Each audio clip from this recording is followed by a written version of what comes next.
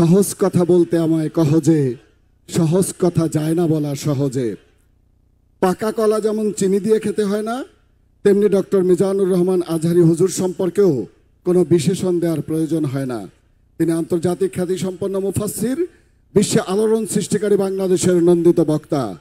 ইসলামের সৌন্দর্য তরুণদের মাঝে ছড়িয়ে দেওয়ার ক্ষেত্রে তিনি সারা বিশ্বের বিস্ময়।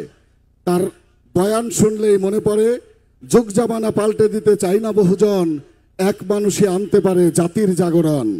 সুধীমণ্ডলী, ইসলামের এই স্কলারকে, ইসলামের এই জীবন্ত কিংবদন্তিকে এই মাহফিলে দাওয়াত দিয়ে আমরা কবির ভাষায় বলেছিলাম, তুমি যাবে ভাই আমাদের সাথে আমাদের আঙিনায়, গাছের ছায়ায় লতায় পাতায় উদাসী বনের বায়।